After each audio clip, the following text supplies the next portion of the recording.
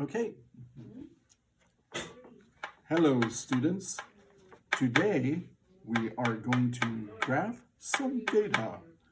So open your science books to page 407.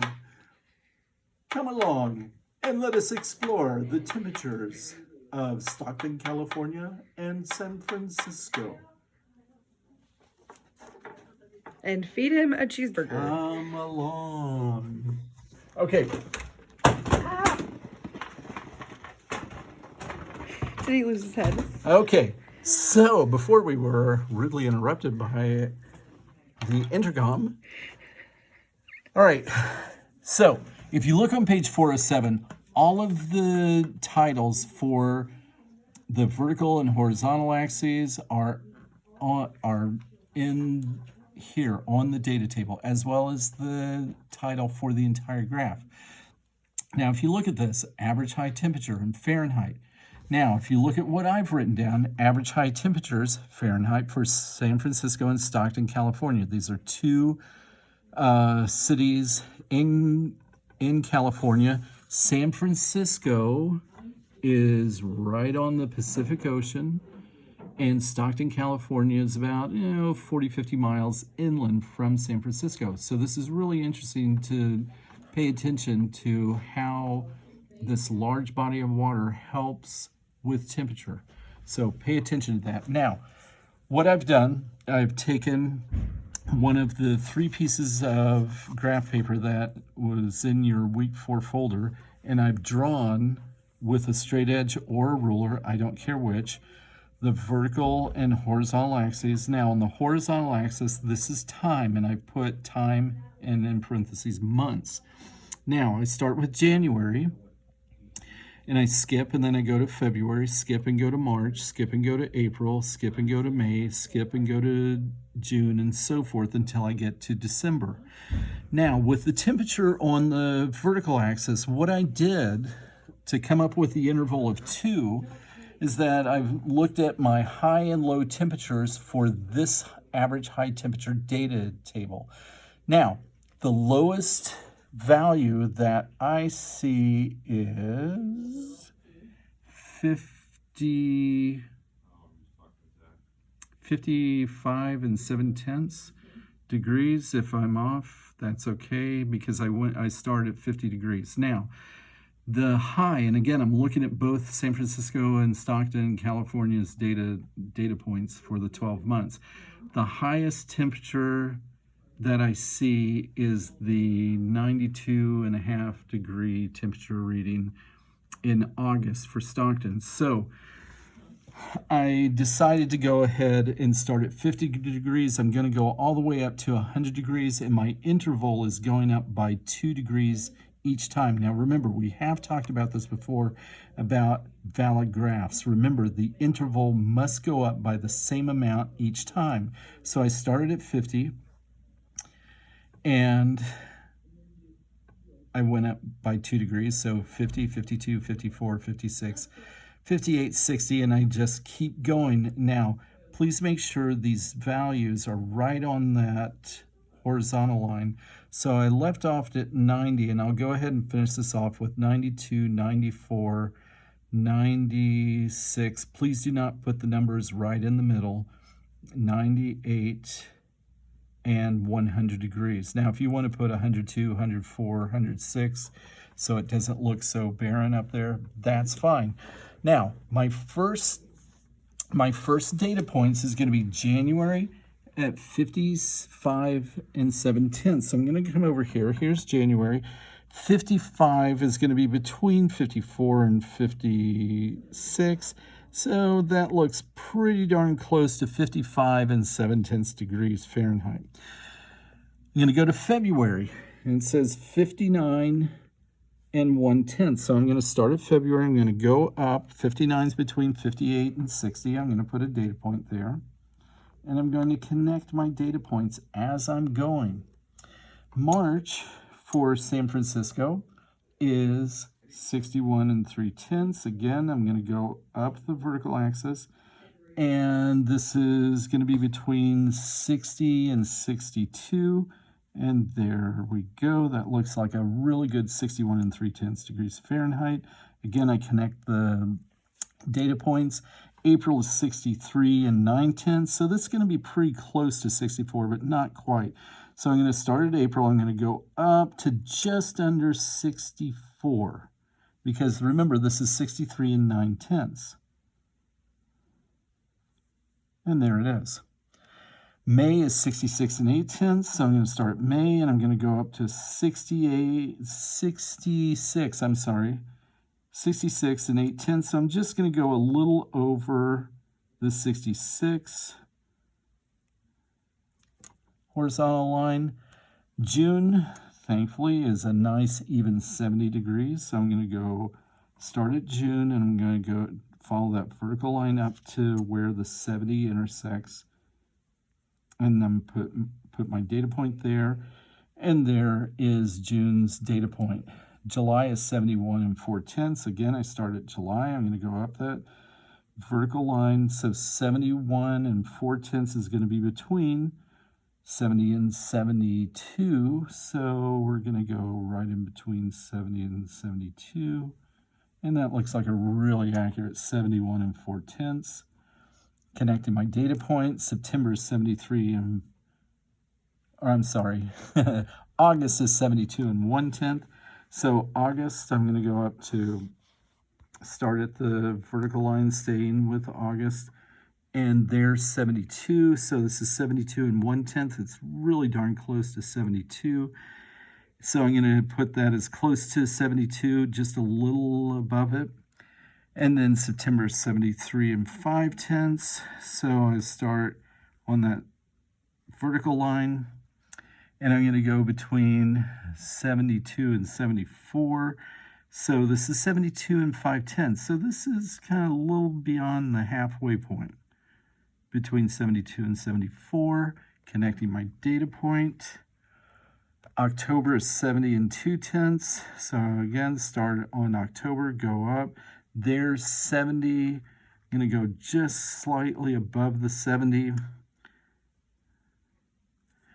And then November is 62 and 9/10. So again, I start at November on the vertical axis.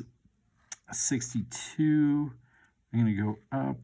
There's 62 and 9/10, which means it's pretty close to 63. So I'm going to put it in the middle. And I'm going to connect that data point.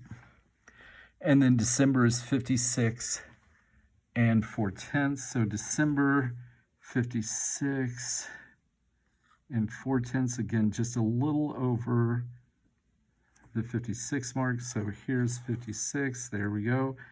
And there is the average high temperature for San Francisco, January through December. Now, what I'm going to do is I'm going to come up here and I'm going to make a key. I'm going to write key. Now, you can put this down below the horizontal axis. I don't care. I'm going to make a little square. I'm going to color in red, and then I'm going to put San Francisco. And then I'm going to come over and I'm going to use just a regular pencil. And this is going to be Stockton. And maybe I should have made my rectangle just a little bigger. There we go. You never saw anything. Okay, I'm going to repeat the process for the average high temperatures for Stockton. So please make sure you're reading down the right column. So January, Stockton is 53 and 4/10. So again, I'm going to start it at January. 53 and 4/10 is going to be between 52 and 54. So that looks like a really good 53 and 4/10. February is going to be 60 and 5/10. So I'm going to go over to go up the February vertical line, 60 and 5/10. So we're just over the 60 value. And yeah, you're going to have to cross over that San Francisco line. That's okay. Now, March is 65 and 9/10, so that's almost 66 degrees. So here's 66, I'm going to go up the vertical line, and I'm coming across on the 66-degree line. And just below 66, I'm going to put my data point. Don't forget, you're connecting the dots with a line segment as you go. April is 72 and 9/10, so it's almost 73. So between 72 and 74, there, that looks pretty darn good. Connecting the data point. May is exactly 81, so I'm going to go up to 80. So I'm going to go up to 80, come across, or I'm going to go up May, come across on 80, and then I'm going to go right in the middle of 80 and 82, connecting the data points. Let's see, June is 88 and 4/10, so 88, so go up June, come across at 88, and I'm going to go just above it because it's 88 and 4/10. There we go. July, whew, is it hot? 94 degrees. So I'm going to go vertically, I'm going to go July. I'm going to come across at 94. So 94 and 1/10. So there we go. And then August, it's a cooling down. It's 92 and 5/10. So again, August, I'm going to go vertically. I'm going to go up the line on August, and I'm going to come across at 92. Where they intersect, I'm going to be just above it. And I'm going to connect those data points nice and neatly. If you need to use a straight edge or a ruler, please do so. September is 88 and 2/10. So again, go vertically up September, come across on the 88 temperature line.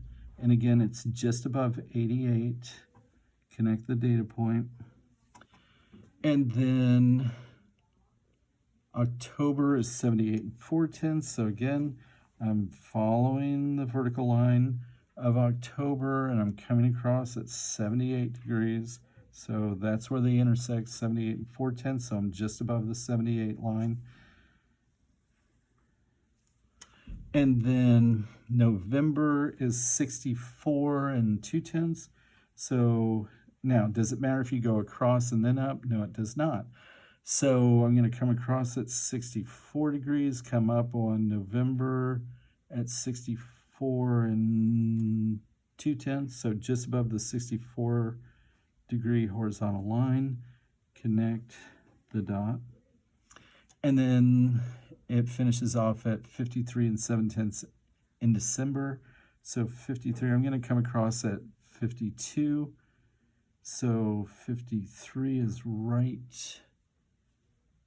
between those two. So it's 53 and 7/10. So it's moving toward 54. So I'm going to put that data point more toward the 54 degree line. So voila, and there we have it. This is what the graph should look like when you get done plotting this. And yes, I want you to plot this. You are going to take the second piece of graph paper and you are going to do the exact same thing for the average low temperatures for San Francisco and Stockton. Don't forget, you need a title. You need to label your vertical and horizontal axes. Think about your high and low values. Think about your interval. I would not go with an interval of 1, so there's a big hint to you. Although you could get away with that looking at the data range. That may not be a bad idea. Give it a try. Now, this is page 407. I do want you to make a prediction for this. So on a separate sheet of paper, it says San Francisco, California is closer to the Pacific Ocean than Stockton, California. Make a prediction how the distance from an ocean affects the temperature of the city. So you should be able to, look at the data and what do you think? So then when you get done, did does the graph back up what your hypothesis happened to be? So I do expect that to be written up on a separate sheet of paper. So I look forward to seeing lots of beautiful graphs for science. See you later.